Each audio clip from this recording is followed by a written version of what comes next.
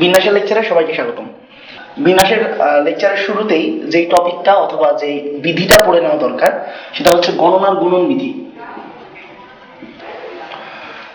বিধিটা আমরা প্রথমেই বর্ণনা না করি, তার আগে আমরা একটা এক্সাম্পল দেখি, ওই এক্সাম্পল থেকে আমরা একটা বিধি বের করে নিয়ে আসবো। ওটাই বেসিক্যালি আমাদের গণনার গুণন বিধি হবে।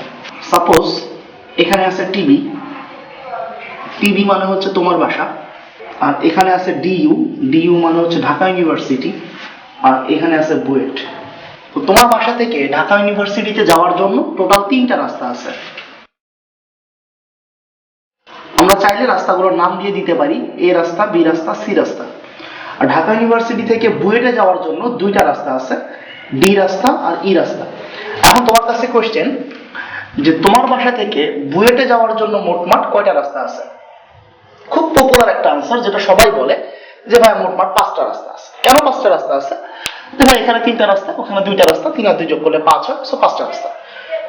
অত্যন্ত দুঃখের সাথে জানাচ্ছি তোমার আনসারটা আসলে খুবই ভুল আনসার। কেন?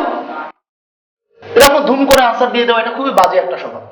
আমাদের আগে অ্যানালাইজ করতে হবে ব্যাপারটা কি ঘটতেছে, তারপরে আমরা আনসার দিই।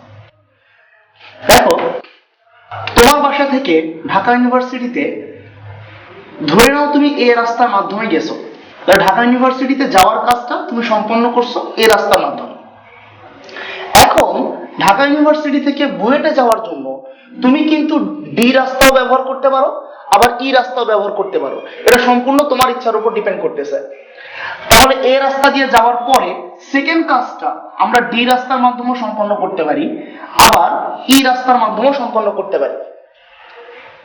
তাহলে যখন আমরা প্রথম রাস্তা হিসাবে এ কে ব্যবহার করতেছি, তখন আমাদের মোট রাস্তা আসতেছে কয়টা? 2টা। সিমিলারলি যদি তুমি তোমার বাসা থেকে ঢাকা ইউনিভার্সিটিতে যাওয়ার জন্য বি রাস্তা ব্যবহার করতা, তখনও কিন্তু আসলে সেকেন্ড কাজটা সম্পন্ন করার জন্য তোমার হাতে অপশন আছে কয়টা? 2টা অপশন আছে। তার মানে তখন যেটা হতো, একটা হচ্ছে বিডি রাস্তা আর একটা বি রাস্তা। আর ব্যাখ্যায় না যাই, যদি তুমি সি রাস্তাটাকে ব্যবহার করতা, তখনও যেটা হতো একটা সিডি রাস্তা আর একটা হচ্ছে সি রাস্তা। একটু গুণে দেখলেই বুঝবা যে এখানে আসলে মোটমাট 6টা রাস্তা সম্ভব। তো এই যে 6টা রাস্তা, আমরা কি বলতে পারি না যে এখানে ছিল টোটাল 3টা রাস্তা আর এখানে ছিল টোটাল 2টা রাস্তা? তাহলে মোটমাট আমরা বাসা থেকে বুয়েটে যেতে পারি 3 × 2 = 6টা রাস্তার মাধ্যমে।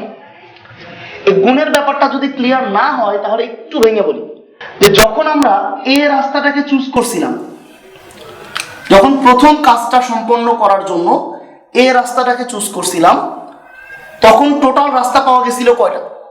2টা। তাহলে আমি বলতে পারি যে একটা মাত্র জিনিস চুজ করছি এ, তার জন্য মোট রাস্তা পাওয়া গেছে 2টা। আমি একটা মাত্র জিনিস চুজ করছি এ, তার জন্য মোট রাস্তা পাওয়া গেছে 2টা। দেখো, এখান থেকে আমি জিনিস চুজ করতে পারতাম কয়টা? 3টার মধ্যে যে কোনো একটা জিনিস চুজ করতে পারতাম। তাহলে যদি আমি 3টা রাস্তা চুজ করি, তখন মোটমাট রাস্তা পাওয়া যাবে কয়টা? 3 × 2 = 6টা। তাহলে এখন দেখো, আমরা বলতে পারি যে তোমার বাসা থেকে বুয়েটে যাওয়ার হচ্ছে টোটাল একটা কাজ। ওই কাজটা আসলে 2টা সেগমেন্টে বিভক্ত ছিল। একটা সেগমেন্ট হচ্ছে বাসা থেকে ঢাকা ইউনিভার্সিটি, আর একটা সেগমেন্ট ঢাকা ইউনিভার্সিটি থেকে বুয়েট। তো এই 2টা সেগমেন্টের প্রথম সেগমেন্টের অপশন সংখ্যা হচ্ছে 3টা, আর দ্বিতীয় সেগমেন্টের অপশন সংখ্যা হচ্ছে 2টা। এবং এই 2টা অপশন সংখ্যা গুণ করে আমরা মোট রাস্তা পাইছি। এটাকে আসলে আমরা গণনার গুণন বিধি বলতেছি। তাহলে আমরা আরেকটু ফর্মালি গণনার গুণন বিধিটাকে শিখতে পারি। তাহলে লিখে নাও সবাই সুন্দর করে। যদি কোনো একটি কাজ কতগুলি স্টেপে বিভক্ত থাকে, তবে সবগুলি স্টেপের অপশন সংখ্যা গুণ হয়। এখন কোশ্চেন তোমার কাছে, সাপোজ এবার আমরা বলতেছি এ একটা স্থান, বি একটা স্থান, সি একটা স্থান, ডি একটা স্থান। এ থেকে বি তে যাওয়ার জন্য এরকম 4টা রাস্তা আছে, বি থেকে সি তে যাওয়ার জন্য 2টা রাস্তা, সি থেকে ডি তে যাওয়ার জন্য আবার 3টা রাস্তা। যদি তোমার কাছে কোশ্চেন করি যে এইবার এ থেকে ডি তে টোটাল কয়টা রাস্তার মাধ্যমে যাওয়া যেতে পারে, ডেফিনেটলি তুমি আনসারটা এখন দিতে পারবা। তার কারণ কি, প্রথম যে স্টেপটা ছিল সেখানে 4টা অপশন, দ্বিতীয় স্টেপে 2টা অপশন, তৃতীয় স্টেপে 3টা অপশন। তার মোটমাট রাস্তা কয়টা সেটা বের করার জন্য আমরা সবগুলো অপশনকে গুণ দিব। এখন আসবে 4 × 2 × 3। তো 12 × 2 = 24, এতটা উপায়ে তুমি এ থেকে ডি তে যেতে পারো।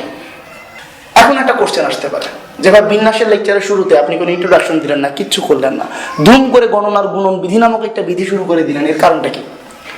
কারণটা হচ্ছে বিন্যাস শব্দের অর্থ হচ্ছে সাজানো ব্যবস্থা। দ্যাট মিনস তোমাকে প্র্যাকটিক্যাল বিভিন্ন কেস দিয়ে দেওয়া হবে, ওই কেসের আন্ডারে কত উপায়ে কোনো একটা জিনিসকে সাজানো যায় বা কতগুলা জিনিসকে সাজানো যায়, ওটাই হচ্ছে আমাদের বিন্যাসের মূল আলোচ্য বিষয়। তো ওই বিন্যাসের প্রত্যেকটা থিওরি ডেভেলপ করা থেকে শুরু করে প্রত্যেকটা অঙ্কে আমাদেরকে যে বিধিটা ইউজ করতে হয় সেটা হচ্ছে গণনার গুণন বিধি। কখনো কখনো তুমি সরাসরি ইউজ করবা, কখনো কখনো ইনডিরেক্টলি একটা সূত্রের মধ্যে ইউজ করবা। তো যেটা আমাদেরকে ইউজ করতে হবে সেটা হচ্ছে গণনার গুণন বিধি। সব বিন্যাসের আলোচনার শুরুতে যেটা আমাদের পড়ে নেওয়াটা জরুরি ছিল বা জেনে নেওয়া জরুরি ছিল সেটা হচ্ছে গণনার গুণন বিধি।